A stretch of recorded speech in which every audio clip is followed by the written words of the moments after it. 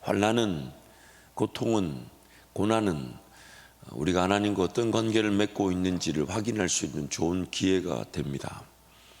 그래서 첫 번째, 환난을 통해 나는 어떤 수준의 그리스도인인가가 확인되게 됩니다. 환난을 통해 나는 어떤 수준, 어느 정도의 하나님과 관계를 맺으며 살아가고 있는가, 어떤 수준의 그리스도인인가가 확인되게 되는 기회가 됩니다. 얼마나 예수 그리스도께로 빨리 달려 나오는가, 또 얼마나 인내하며 하나님의 임재와 만지심을 구하는가, 또 얼마나 연단의 과정을 사모함으로 훈련의 기회로 삼는가, 또 얼마나 삶에서 정리정돈의 은혜를 구하고 있는가, 또 얼마나 예수 그리스도면 충분한가, 얼마나 그분을 바라보고 있는가. 우리가 연약하고 죄인되고 또한 원수되는, 하나님과 원수되는 관계 자리에 있다 보니까 환난을 당하게 되면 단순하게 둘 중에 하나인 것 같아요. 하나님 그분께서 나와 함께 하셔서 내 삶은 하나님이 결코 포기하지 않으실 것이기 때문에 하나님 그분께서 나를 지키고 계시는 그 은혜를 나는 맛보게 될 것이다. 비단 좀 두렵고 염려가 되고 근심이 되고 걱정이 돼도 그 하나님 그분에 대한 신뢰로 하나님을 더 의지하게 되죠. 그러나 내가 하나님의 백성임에도 불구하고 내 연약함의 자리, 또 죄인됨의 자리, 원수됨의 자리에 그대로 머물러 있다가 보니까 막상 환난을 당할 때에 그 마음이 주체가 되지 않습니다. 기도해야 되는데 기도가 잘 안 되고, 심지어 그런 감정이나 느낌에 얼마나 휘둘리는지 모릅니다. 그리고 거의 대다수의 걱정과 근심, 어떤 그 학자는 이렇게 얘기합니다. 우리가 걱정하는 일의 97%는 일어나지 않을 일들을 걱정한다.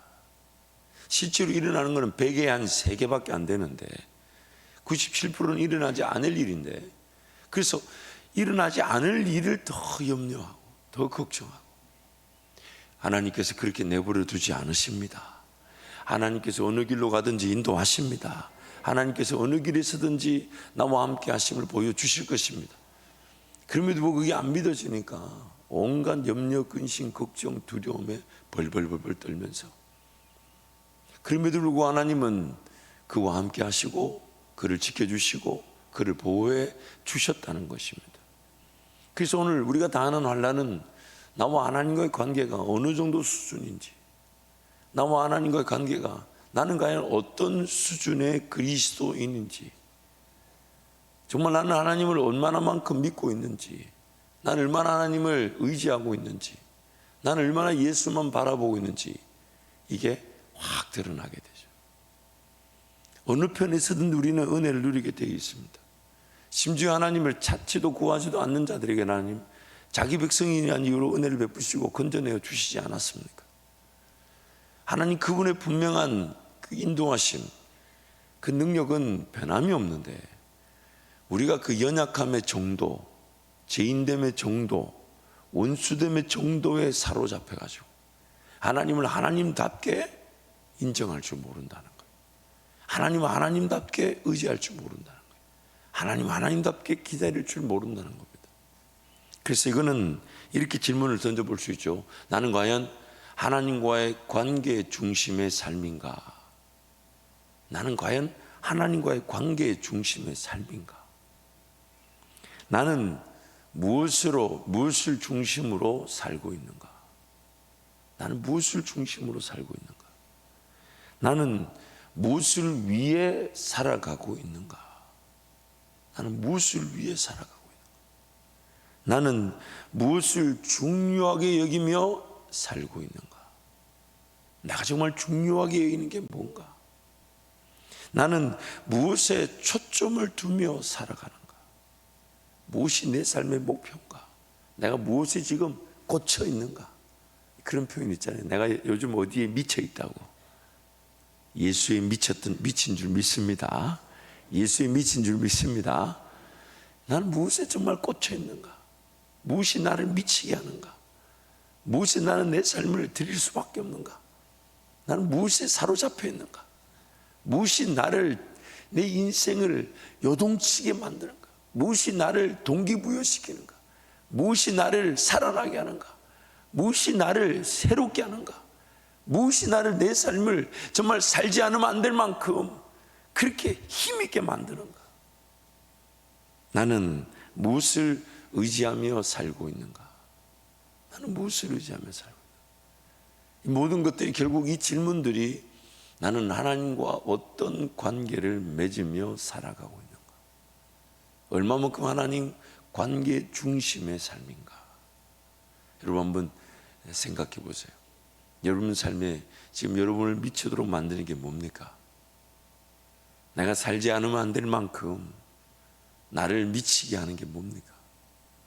정말 기도할 때마다 가슴이 뜨, 물론 이 죄인됨과 이 인약함과 지금도 무엇이 하나님과 원수된지 모른 채 하나님을 거절하고 부인하고 업신여기는지 모른 채 하나님과 원수됨의 관계됨의 자리에 있을 수 있는 나, 참 이 죄인됨이 하나님 앞에 용납되는 것만 해도 감사한 일이지만, 그러나 내 삶에 하나님 나를 이 땅에 남겨놓으신 그 삶의 목적, 하나님 그것이 하나님과 동행의 기회가 되면 또 하나님의 영광을 나타내고 영광을 맛보게 할 것인데, 무엇이 나를 미치게 합니까?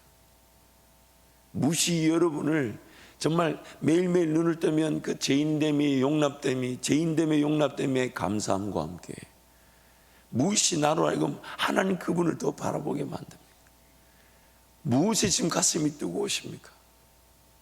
무엇에 열정이 살아나고 계십니까? 무엇이 여러분의 일터의 자리에서 하나님을 기대하게 만듭니까? 무엇이 지금 여러분에게 정말 하나님 당신 때문에 살아갑니다라고 외치게 만듭니까? 무엇이 오늘이라도 내 생명이 거두어지면 하나님을 만날 것이지만 무엇이 나로 하여금 하나님을 더 의지하지 않으면 안 되게끔 가슴에 불이 붙게 만듭니까? 무엇이요? 무엇입니까? 하나님과의 관계 중심에서 하나님 그분을 의지하며 살아가는 자들은 하나님 그분 때문에 살아갈 이유를 발견하게 되고 하나님 그분 때문에 살아가는 것입니다. 그래서 우리가 이제 로마서 말씀을 살펴보다 보면 이제 그런 말씀이 나오죠. 우리가 만일 미쳤어도 주를 위해 미친 것이고 살아있어도 주를 위해 사는 것인데 살아도 주를 위하여 살고 죽어도 주를 위하여 죽는다. 사도 바울의 그 고백은 그 사도 바울만의 고백이 아닌 하나님을 거절하고 부인했던 그도 하나님이 바꾸셔서 기에 그렇게 고백하는 사람으로 만들어 주셨기 때문에 우리도 기어이 그런 고백을 하며 살았고 또 살아가게 되는 것입니다. 그래서 세 번째, 성도들의 삶은 하나님과의 관계를 확인하는 기회입니다.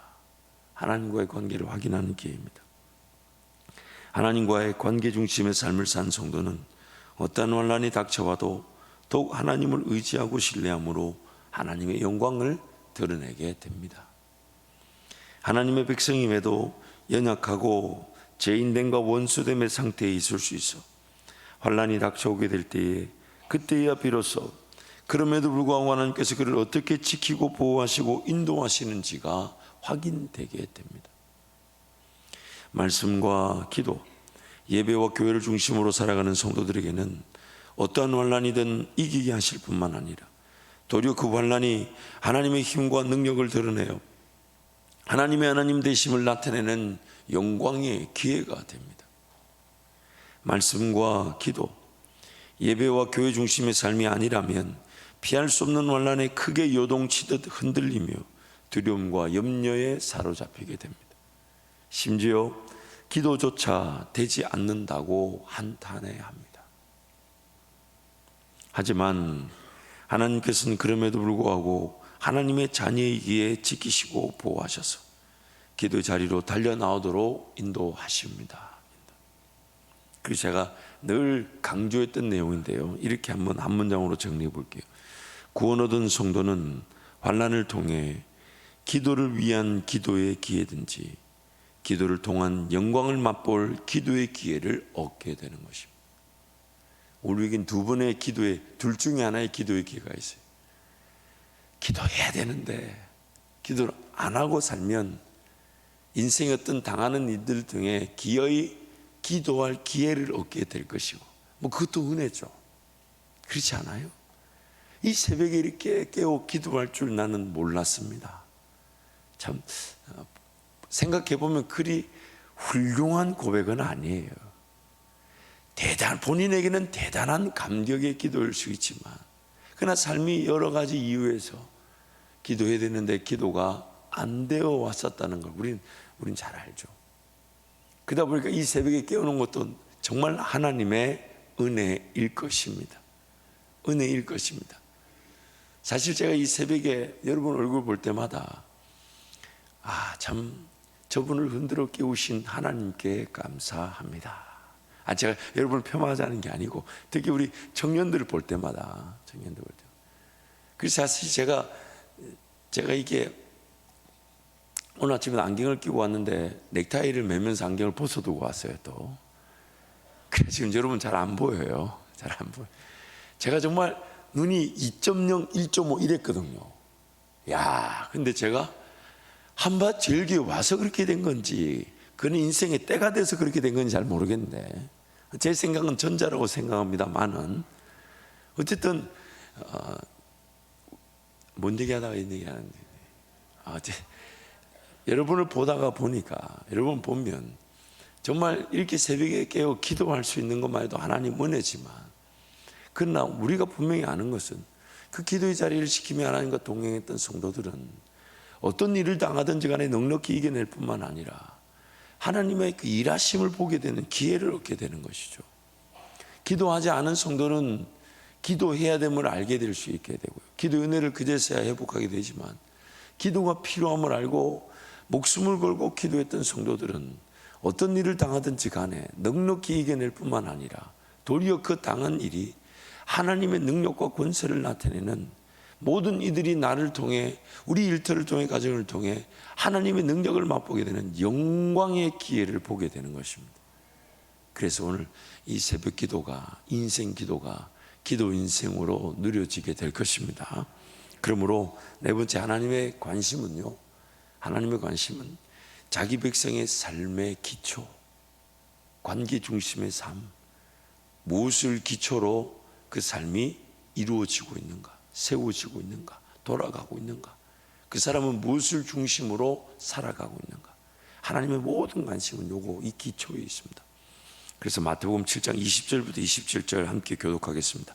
이러므로 그들의 열매로 그들을 알리라. 나더러 주여 주여 하는 자마다 다 천국에 들어갈 것이 아니요 다만 하늘에 계신 내 아버지의 뜻대로 행하는 자라야 들어가리라. 그날에 많은 사람이 나더러 이르되 주여 주여 우리가 주의 이름으로 선지자 노릇하며 주의 이름으로 귀신을 쫓아내며 주의 이름으로 많은 권능을 행하지 아니하였나이까 하리니, 그때 내가 그들에게 밝히 말하되 내가 너희를 도무지 알지 못하니 불법을 행하는 자들아 내게서 떠나가라 하리라. 그러므로 누구든지 나의 말을 듣고 행하는 자는 그 집을 반석이에 지은 지혜로운 사람 같으리니, 비가 내리고 창수가 나고 바람이 불어 그 집에 부딪히되 무너지지 아니하나니 이는 주초를 반석 위에 놓은 까닭이요. 두 절을 함께 갑니다. 나의 말을 듣고 행하지 아니하는 자는 그 집을 모래 위에 지은 어리석은 사람 같으리니, 비가 내리고 창수가 나고 바람이 불어 그 집에 부딪힘에 무너져 그 무너짐이 심하니라. 아멘. 이 방금 읽었던 본문 앞에서부터 계속해서 주님이 무엇을 강조하냐면, 좋은 나무에는 반드시 좋은 열매를 맺게 되지만 나쁜 나무에는 나쁜 열매를 맺을 수밖에 없다. 그러므로 그가 무엇을 하고 있는지는 반드시 열매를 나타나게 되며, 그 열매는 반드시 그가 무엇을 했는지를 증명할 뿐만 아니라 그 열매로 하나님과의 관계를 살펴볼 수 있다는 것입니다. 그러면서 굉장한 경고의 말씀을 우리에게 주십니다. 나더러 주여 주여 하는 자마다 다 천국에 들어갈 것이 아니다. 그러니까 그들이 화들짝 놀랍니다. 내가 주의 이름으로 선지자 노릇을 하며 주의 이름으로 귀신을 쫓아내며 주의 이름으로 병도 고치지 않았습니까? 주님이 이렇게 얘기하십니다. 불법을 행하는 자들아. 그럼 그들은 무엇이 틀린 걸까요? 물론 우리 삶에 분명히 세워져야 될 행함적 요소가 관과될 수는 없습니다. 왜냐하면 예수 그리스도와의 관계, 하나님과의 관계 중심의 삶을 살고 예수 그리스도를 바라보며 예수 그리스도를 의지하며 예수 그리스도를 따르는 삶은 반드시 성령으로 열매를 맺게 되어 있습니다. 그러나 그 행함, 그 열매 못지않게 중요한 것은 과연 그 열매를 맺을 수 있는 중심이 뭐였냐, 기초가 뭐였냐. 그 행함, 그 사람의 행함은, 그 사람의 순종은, 그 사람의 충성은, 그 사람의 헌신과 희생은 어디서부터 출발한 것이냐, 어디서부터 출발한 것이냐. 그러면서 그 기초를 다시 한 번 더 확인하자는 거예요.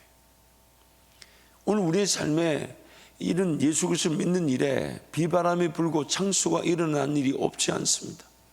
반드시 그런 환난과 고통, 그런 어려움은 반드시 존재하지만, 그러나 그 존재하는 그 일은 과연 내 삶이 무엇을 기초로, 무엇을 중심으로 살아왔으며 무엇으로부터 시작되었는지를 확인해 줄 뿐만 아니라 또한 그 기초 위에 세워진 마치 집과 같은 내 인생에 그런 어떤 나타난 가치와 나타난 영향력과 나의 습관과 나의 문화와 그 사람에게 주어졌던 기회들과 그로 인한 그런 열매들, 그 모든 것들이 과연 누구로 인하여, 누구에 의하여, 무엇으로 인하여 생겨난 것인지를 증명하게 되는 것입니다. 구원 얻은 성도들의 삶은 반석되신 예수 그리스도 위에서만 안전합니다. 안전합니다. 구원 이후의 삶은 반석되신 예수 그리스도 위에 성령과 함께 세워지는 삶, 성령의 전 교회를 세우는 것입니다. 그래서 저와 여러분이 성령이 머무시는 전이다. 근데 그 전은 이렇게 얘기하죠. 반석되신 예수 그리스도 그 위에 세워지는 것인데, 또한 그 위에 세워지는 집도 예수 그리스도가 모퉁이 돌이 되시고, 또한 그 모퉁이 돌은 베드로 전후서에 가보면 이렇게 나오죠. 살아있는 돌이다. 리빙 스톤이다. 그래서 오늘 우리는 예수 그리스도가 이루어놓으신 일을, 즉 예수 그리스도의 십자가와 부활과 승천 사건으로 오늘 우리는 구원을 받게 되어서 그 반석 위에 우리의 삶이 세워져 가는데, 그 반석 위에 세워져 가는 삶도 이제는 내가 사는 것이 아니라 누가 사는 것이라고요? 예수가 사는. 그래서 예수이신 성령께서 우리 가운데 임하실 때에 우리 가운데 우리를 성전 삼으시고, 그러나 안타까운 것은 우리란 이 존재 자체가 돌 하나도 남아있지 않고 다 허물어져 버렸다는 거예요. 그러니 그 반석 위에 성령 이제 예수 그리스도라는 머릿돌 하나 놓으시고, 그리고 머릿돌이신 예수 그리스도를 통하여 우리의 성전, 우리의 삶이 성전처럼 세워져 가는데, 근데 그 머릿돌이신 돌 예수 그리스도는 리빙스톤, 산 돌이셔서 그 돌이 살아서 성전을 이루어 가더라는 것입니다. 그래서 이제는 내가 사는 것이 아니라 내 안에 예수께서 사는 것이라고 말해요. 그래서 반석 대신 예수 그리스도의 집이 지어져 가게 되는, 그것이 오늘 우리의 삶의 구원 이후의 삶. 예수가 앞서가시며 예수가 머릿돌이 되시고 머릿돌이신 예수가 살아있는 돌이 되어 그 돌이 살아서 우리 성전을 지어가더라는 것입니다. 하나님의 우선적 관심은 예수 그리스도로 시작되어진 삶, 예수로만 살아가는 삶, 예수만 바라보는 삶, 예수만 따르는 삶의 여부입니다. 하나님의 유일한 관심이 이거예요. 정말로 예수만 바라보겠느냐? 예수 음성만 기대하겠느냐? 예수만 따르겠느냐? 예수로만 인해 살겠느냐? 예수만 붙들겠느냐? 예수만 바라보겠느냐? 앞서가실 예수를 신뢰하느냐?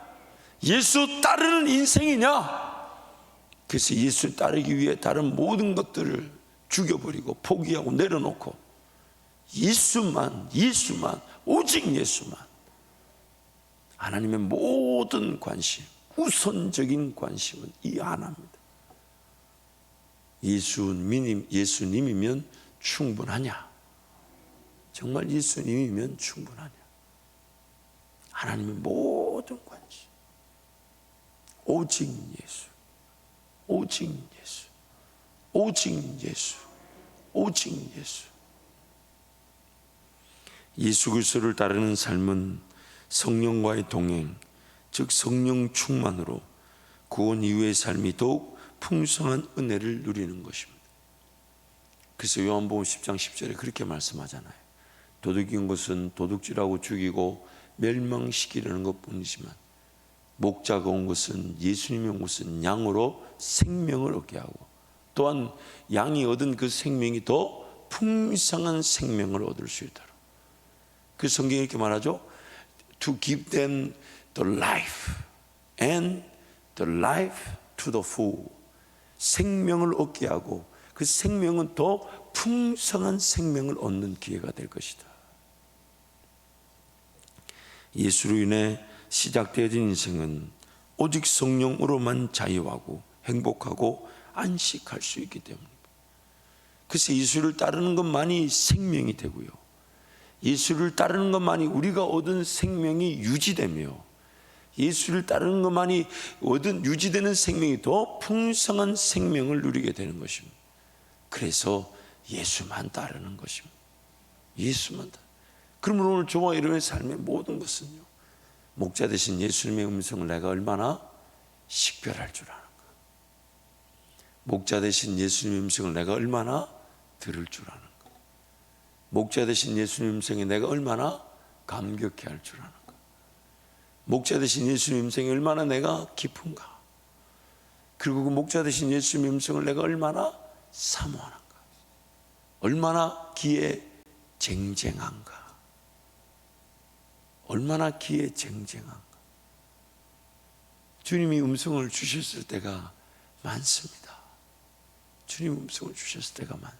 한번 예를 들어 볼까요? 여러분 삶에도 주님 음성이 많았어요. 여러분이 다 무시하고 관가했던 거예요. 한번 제가 여러분 놓쳤던 음성을 제가 확인시켜 드릴게요. 이런 음성이 있었을 거예요. 장을 보려고 하는데 갑자기 선경금이 생각난다든지, 뭔가 물건을 살려는데 과테말라 선교사님 차량이 필요하다던데 이거는 마귀가 준 걸까요? 주님이 주신 걸까요? 다 그런 게 주님. 그런데 내가 듣고 싶은 것만 들으려니까 안 들리는 줄 착각했던 거예요.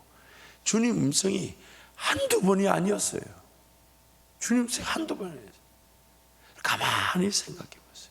문득 든 생각들, 문득 떠올랐던 생각들, 문득 스치고 지나가는 듯 보이지만 가만히 분별해 보면요, 다 그것이 주님 음성이었어요. 주님 음성. 새벽에 보면 이제 기도 제목들 제가 함께 기도하잖아요. 여러분 저의 감사의 제목들, 기도 제목 제가 다른 건 몰라도 다 한 번씩 읽어드리고 기도하거나 혹은 제가 좀 더 봤을 때는 제가 명령하고 선포하며 기도해 드리는데, 제가 보니까 주님 만나고 싶습니다 이렇게 기도 제목을 써놨었어요. 제 마음의 감동이 뭐냐면, 주님 만나고 싶습니다라는 기도 제목은 누가 준 걸까? 누가 주신 걸까요? 그 감동은 누구 걸까요? 내 걸까요? 주님 걸까요? 여러분, 우리한테는 선한 게 없다니까요. 우리한테는 좋은 게 없어요. 그래서 제가 주님 이미 만나 주셔서 감사합니다. 물론 더 놀라운 그런 음성과 만남으로 주님 우리와 함께 해 주실 것입니다. 함께 해 주실 것입니다. 그러나 오늘 잊지 말아야 될 것은, 주님은 세세하게 세미한 음성으로 이미 삶의 자리에 함께하고 계십니다. 삶의 자리에 함께하고 계십니다. 어떤 마음의 감동이든지 간에 주님은 음성을 주고 계시지만, 그러나 우리는 더 사모할 수 있다는 것이 감사한 일이죠. 더 주님을 기대하고 신뢰하는 겁니다. 그래서 주님, 물론 제 욕심일 수 있겠지만 좀 더 제가 분명하게 듣기를 원합니다. 확실하게 듣기를 원합니다. 그리고 그 음성이 들려질 때까지 기도에 잘 인내하게 하여 주시고, 주님 만지시고 위로하시고 격려하시는 그 음성을 듣게 하여 주옵소서. 그 음성을 듣게 하여 주십시오. 그러므로 하나님의 최우선적 관심은 나의 삶이 지금 어디에 기초를 두고 있는가이며, 하나님께는 그것이면 충분합니다. 그것이면 충분합니다. 내 삶의 가장 중심이 뭔가, 가장 밑바닥에서 어차피 여러분 환난이 닥쳐오고 비바람이 불고 창수가 일어나듯 인생이 피할 수 없는 어려움을 당하게 되면 남는 건 이거 하나밖에 없어요. 내가 어디에 붙들려 있는가? 내가 무엇에 의해 보호함을 받고 있는가? 무엇이 나를 지키는가? 그것은 바로 반석 대신 예수 그리스도밖에 없는 것입니다. 그러므로 여러분 날마다 예수만 바라보시기를 축복합니다. 예수 음성만을 사모하시기를 축복합니다. 곧 진하고 강렬하게 들려지게 될 것입니다. 곧 진하고 분명하게 들려지게 될 것입니다.